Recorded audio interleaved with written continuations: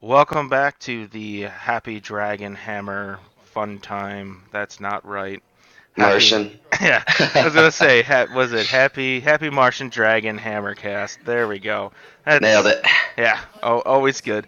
And you got Andy here along with Sam, Hi, co-hosting. everybody. This is looks like we're following Chase along for his Archon tournament of Fantasy Flight. Looks like for 322. So I think he's playing the same deck he played last time. Do you have that information? I'm sure you can find it. But let's see what we've got going on. Let's jump right in.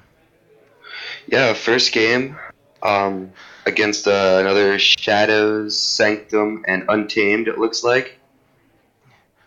Yep, I believe Um, this is a Vin who's fairly new to our scene, but definitely a prominent player. yeah, only been out a couple of the most recent weeks, but successful each time. Probably finishing in the, at least in the top 10, likely in the top 4 each time he's been out. And this may have been the deck that he actually pulled at that sealed event, in which he beat Chase. So Oh, is this the one with the Fagin in it? possibly, I'm guessing. I wish I can almost see those lists. Yeah, yeah. Printing's a little bit small, but once they get playing, we'll have a better look at it, I'm sure. Yeah, let's see here. It looks like Chase did throw down a mulligan even with his 6 chains. I'll tell you what, when I feel like when I mulligan, when I only start with 5 cards and I mulligan to that 4 cards, I feel like it just like hurts more than Yeah, than it would you would think it would. really difficult choice to say. Yeah, I think the 4 cards that I'm about to get are gonna be better than the 5 that I've got here. It's so unlikely to pull something out of just 4 cards where you're gonna be able to play 3 or more of them. Exactly. It And truly feels like the criteria that I'm looking for in an opening hand. If I'm going second, can I play 3 cards or more? that really doesn't look like a fantastic opening 4 cards. No, looks like Oubliette as a response. In terms of redress, not going to be doing much in a Frankus. I hear him say, "Yeah, I'd like to take my first hand back." He'll be able to get some stuff on the board. He'll get that Frankus down, generate an Amber with his terms of redress. Wow, and he's going to keep the terms of redress in his hand. There we go. Now he's got some stuff he can at least use his anger with. The Pentaseed on the board for Vinny over there.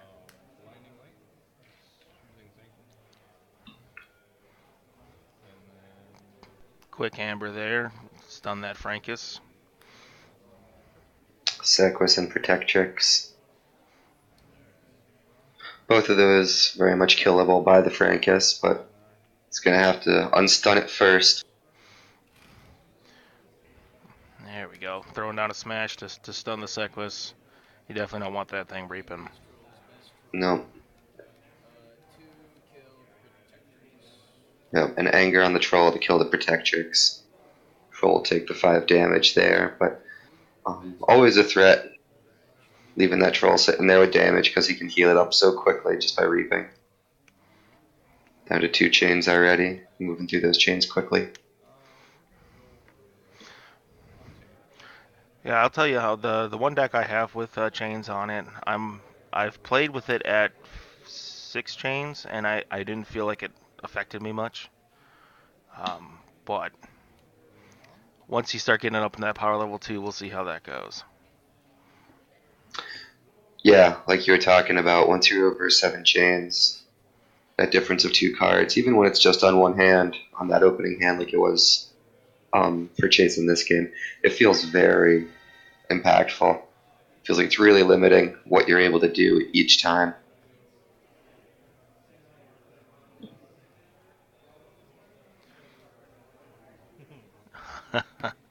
The creative cut after that Lost in the Woods, bouncing Sequus as well as both of Chase's Pravnar creatures. Discarding the key charge, down comes the Ancient Bear. That Nepenthe Seed's still sitting there. So as we're watching, we're going to keep track of what's in Vinny's discard pile, thinking what could be an impactful Nepenthe Seed target Well, right now. and straight at this point, discarding that key charge, he may not be too worried because, hey, I'll just pull it back with my seed. Yeah, almost using your discard pile like your archives. Unstunning his Frankus, and let's see what he's got for Sanctum cards here. He's got that There's term. that Terms he's been holding on to. And that's it. Not moving cards quickly.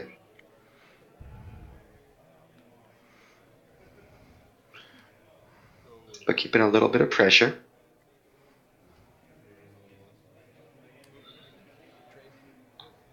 Bear and the Frankus will trade. I'd say that's a pretty decent trade. Get that Frankus off the board. And Nepenthe Seed for the Ancient Bear. Interesting. Yeah. And there's a good target for that Oubliette, just going right to his shadows. But once again, maybe he's just. Well, there you go. I was gonna say maybe he was just hoping that he'd be able to get his Witch to fire once and bring that seed back. Yeah. What a frightening circle that would be. You really start pulling back whatever you want at that point.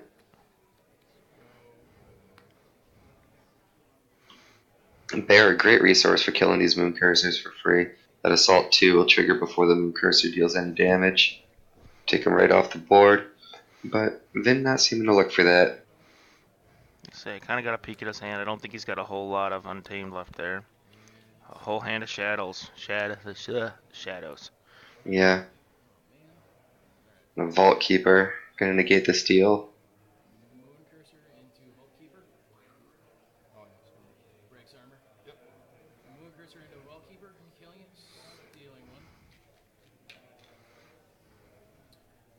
Vinny with those funny multicolored amber tokens. And just by getting that second creature online, he's keeping chase on shadows.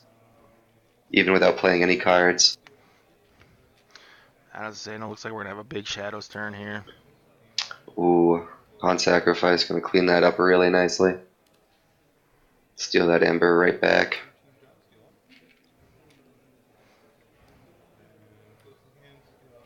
Wow. Wow, that was a big turn. Yep. Urchin, Ghostly Hand. Stealing everything from you, and even the routine job. See him holding the second routine job? Is that what's in there, or is that that looks like an upgrade, huh? Upgrade, yeah. Yep, a Dusk Runner. Dusk Runner on Naughty, an interesting choice. You put it on the elusive creature, which is great. You're able to keep that impactful upgrade alive a little bit longer. But Naughty, his steal effect is on an action, not on a reap. So by forcing him to reap with the Dusk Runner, you'll have a slightly stronger play with Naughty, getting the amber from reaping and the amber from stealing. But you're turning off your ability to steal with him. Whereas if you put on a different creature, you could steal potentially with both of your creatures. Now, as I say, even just throw it on the bear. That way, you can steal off Shadow's turn. It's one of those interesting Indeed. moves you can do. Yeah. Yeah, and you can force people to fight into that Ancient Bear, which is not the easiest thing to kill.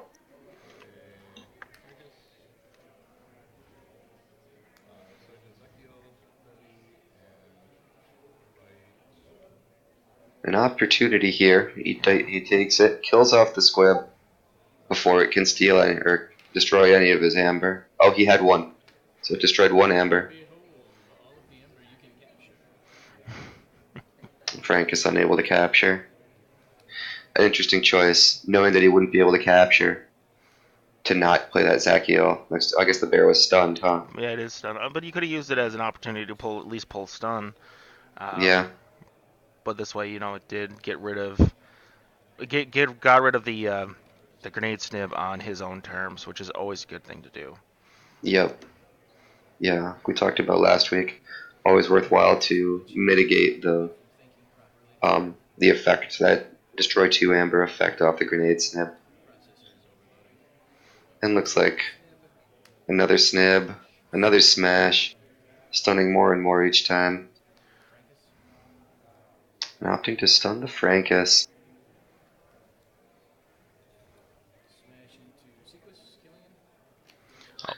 There we go. I was gonna say I would have maybe Maybe they stunned the can kill Sequus, but Sequus with Smash.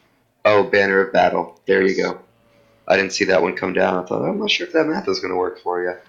It's been covered up by his hands in the bottom part of the frame. Yeah, I almost would have possibly gone and stunned the Sequus and then killed the Francus. Yeah, sure. The Frankus, with I the mean, potential to trigger once more by killing the Snib. Um, of course, anything else that it fights, it'll die in the process. true, and also, he would have lost his smash, and now he can get at least maybe one more Yeah, out of the you smash. know, we saw Vin play a bunch of Sanctum cards on his last turn. We know that he wants to get that Naughty online before the Brobnar comes through and murders it. Wouldn't be surprised to see the shadows come out here. I'll go with Untamed. Another bear. He's got a whole lot of amber sitting in his hand right now. I see a Virtuous Works, Ghostly Hand. So it's spread between a couple of different houses, so he won't really pop. But if he can get onto Sanctum and reap a couple times with that Virtuous Works, he'll get to 6 very quickly. Right now thinking, how can I get rid of this Snib while I have no Amber? And he's going to use the Cooperative Hunting to do that. 2 damage on the Smash, and 3 on the Snib, taking them both down. Yeah, and that's a great way to once again get rid of that snib when you've got minimal losses. Drawing a few more Sanctum cards. We may see that Virtuous Works hit the board now that those Snibs are gone.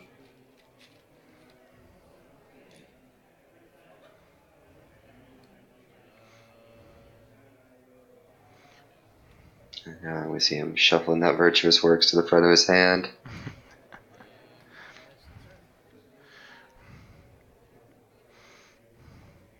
Well, it looks like I did see a bait and switch, and Chase's hand over here. Waiting on that big turn. But Chase only on 5 Amber, not going to be able to forge before hitting that bait and switch. So a safe time for Vin to build up his Amber pool here. But choosing not to. Working on controlling the board, getting that bear back again with a regrowth this time. Lots of graveyard recursion out of this deck with the Seed, the Witch, and now the regrowth that we've seen. The Witch not triggering, but the other 2 going off, bringing back the Ancient Bear both times.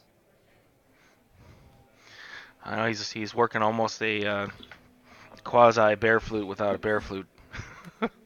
That's right. And of course, anytime you see 2 bears, your first thought is there a bear flute in this deck? Here we go. Chase getting maximum out of It's that. going big. Out of the ghostly hand. Yeah, he looks like he's sitting at 8 now.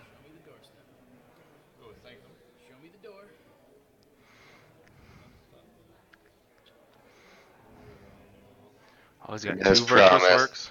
Yeah. doorstep to heaven. And we'll deny that really strong bait and switch once again. This double Virtuous Works about to hit the board for a quick 6.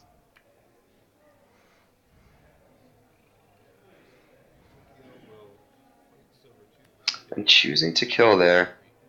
Seeing Chase with 5 Amber. Vin having an opportunity to reap and then play both of those Virtuous Works, go to 7, and continue to deny the bait and switch, meaning that with 12 total Amber on the board, the bait and switch would not prevent the key. However, landing at exactly 6, with Chase at 5, that Virtuous Works will give Chase a key and Well, deny Vin. well, it looks like that put him at 7. That did put him at 7. So. Okay. Yeah, so like you said, that bait and switch is not gonna really do anything at this moment. No, you'll need one more piece of steel to make that work. But it looks like he does have. He'll do it anyway. I was gonna say, it looks like I saw a Relentless Whisper in there.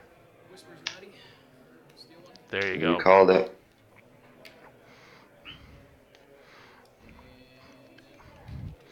And the stolen one. Don't forget your amber.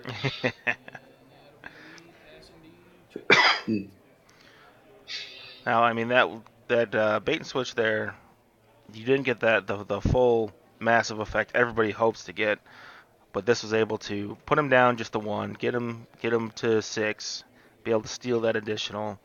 It was really, I think that was a well played bait and switch, even I without agree. out the maximum effect of it.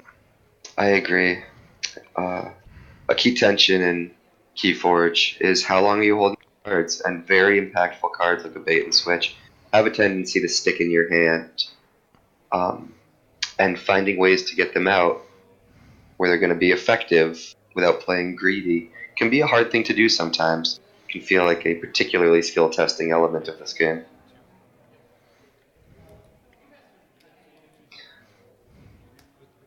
Similar to the way that Vin discarded his um, key charge, saying, hey, here's one of the most effective cards, impactful cards in the game. I can't use it right here, I'll let it go.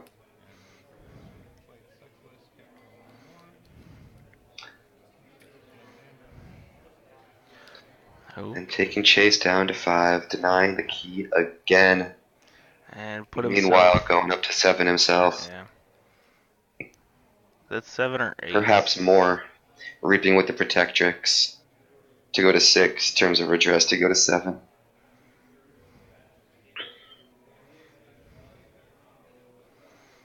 Here we are, good chunk of the way through a game, sitting at 1 key versus no keys.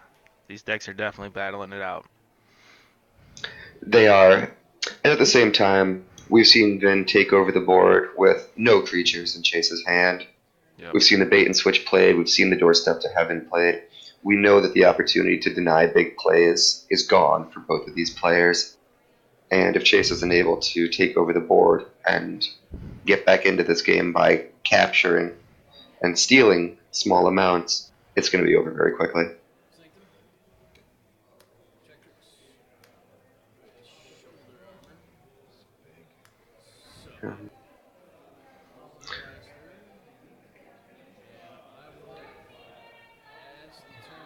Yeah, unable to get him off that second key,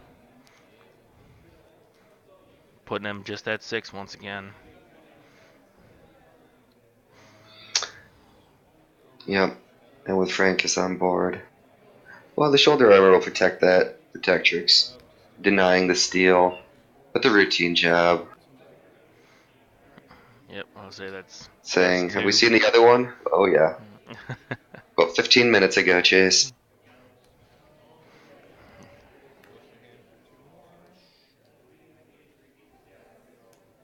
And Vin making the read here. You couldn't take my Amber last turn.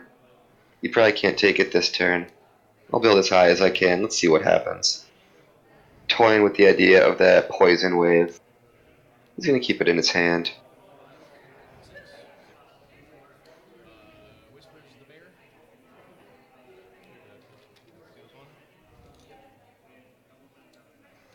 Dropping Vin to 5.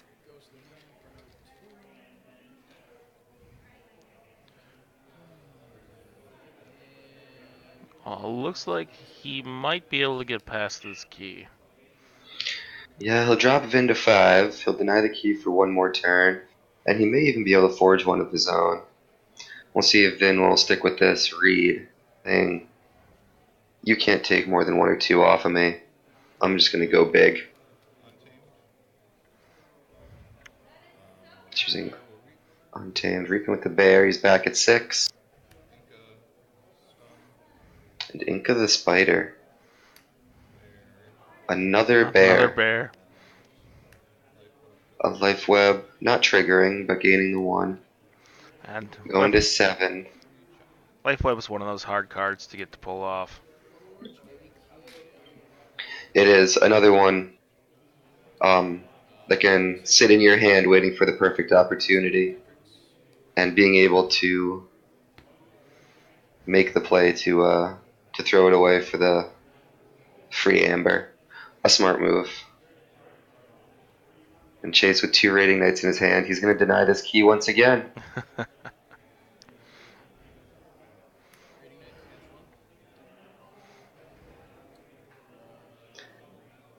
And we'll see if he chooses to take out this Frankus, get those 3 back, as he's holding an inspiration,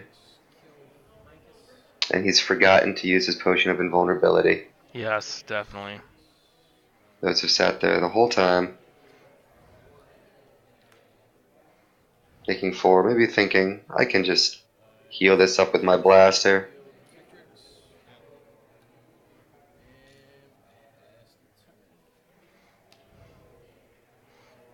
Pass the turn at 5, not quite getting to 6.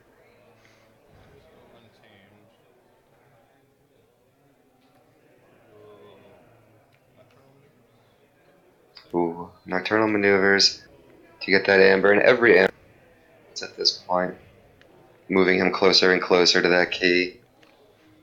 And now Protectrix, stunned and exhausted, not doing anything anytime soon. And choosing to reap with the bears rather than to trade them with the raiding knights, having an opportunity to gain an amber either way, recapturing it or by reaping.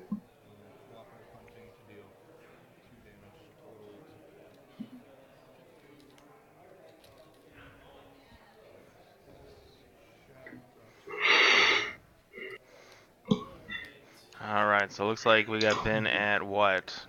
8? 9. Chase counting to 9, we can hear in the background. I don't know if he's going to be able to. Yep, And there's the that's all he's handshake. got. Unfortunately, This not one's able over. to do very well against that. It's one of those things where, we know with Chase's deck, he really wants to control the board, and we got somebody who's controlling that board over you. Definitely seems like it just didn't quite work out for him. So at the end of this game, he's now at 0-1, which is usually not the case for Chase, and I'm sure it did not sit well with him. I'm sure it didn't. But well, Um, let's we'll move move right into on. the next game. Yep, stay tuned.